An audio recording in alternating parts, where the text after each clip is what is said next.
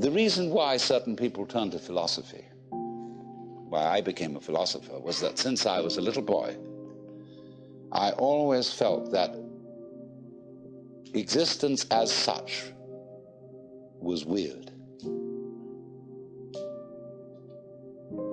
I mean, here we are. And isn't that odd? Of course it's odd. What do you mean by odd? Well, it's what's different from even. I mean, what's odd stands out. What's even lies flat. But you can't see the outstanding without the flat background. Here's the thing standing out. It's odd. Each one of you is odd. Strange, unique, particular, different. How do we know what we mean by that, except against the background of something even, that is not differentiated, like space? And so you get this philosophical itch. You begin to scratch your head and think about, why is that so?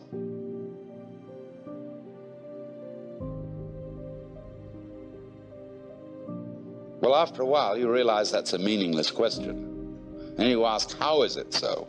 Well, that leads you into science and other investigations. So you want to know, what is it?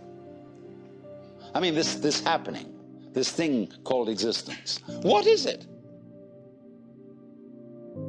You ask that question long enough, and it suddenly hits you that if you could answer it, you wouldn't know what terms to put the answer in. I mean, when we investigate the properties of nature, and we do get some answers, all the answers are in terms of particular structures, forms, patterns. And these can be measured, and their behavior can be predicted. But when I want to ask the question, what are the forms made of? I mean, what is it really?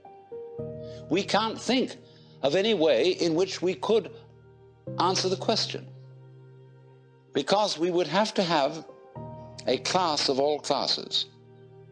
When you ask the question, what? It's like saying, is you is or is you ain't? Is you animal? Is you vegetable? Is you mineral? Are you a Republican or a Democrat? Are you male or female? Are you a Christian or a Jew or a Hindu or what have you? We classify always to give an answer to the question, what is it? And when you classify, you distinguish an inside group from an outside group. Right. So what we want to know is, what is the group of all groups? Well, we can't imagine what the outside would be. So we can't answer the question. What is it? So the physicists finally abandoned the quest for stuff. And they gave us a description of the universe entirely in terms of form. The pattern, not the stuff. When people ask, what's the what? Yeah, but you can't do that. What's the pattern made of? Surely mustn't there be an answer to that? See, what happens is, when you turn up the microscope, all stuff turns into form. It becomes articulate. You know, the carpet looks like some sort of stuff. But when you look at it under a microscope, you will see the crystalline structure of the nylon or whatever it's made of. See? They want to know, what are those crystals made of? All right? Turn up the volume, and you will find molecules. Turn up the volume. You find wavicles. But we think the wavicles must be of something. But of course they're not. We find substance or stuff totally vanishes. We say, does it matter? What does that mean? Does it matter? Is it important? In other words, does it measure up to anything? Matter comes from a Sanskrit root, matra, which means to measure. So from this root matra, we get, going on into Sanskrit, we get the word maya. And maya is generally translated illusion, although it also means magic, creative power. The word illusion, switch over, we get that from Latin, and that comes from the Latin ludere, to play. Let's pretend that we matter. See, the world is a musical phenomenon. Good music never refers to anything except the music itself. You don't ask Mr. Bach, Mr. Ravi Shankar, what do you mean by this music? What is it intended to express? Listen. That's the meaning. Giraffes are giraffing, trees are treeing, stars are starring, clouds are clouding, rain is raining. And if you don't understand, look at it again. And people are peopling. Wow.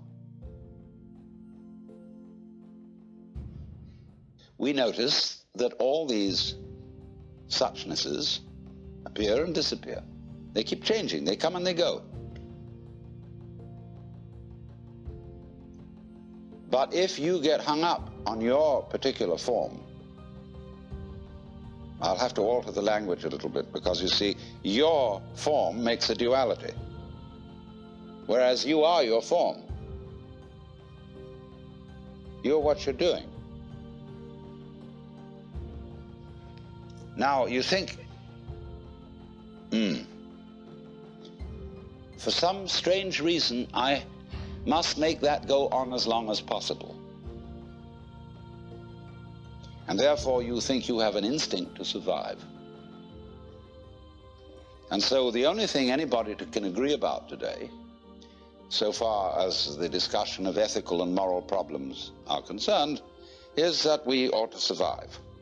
And therefore, certain forms of conduct have survival value and certain forms don't.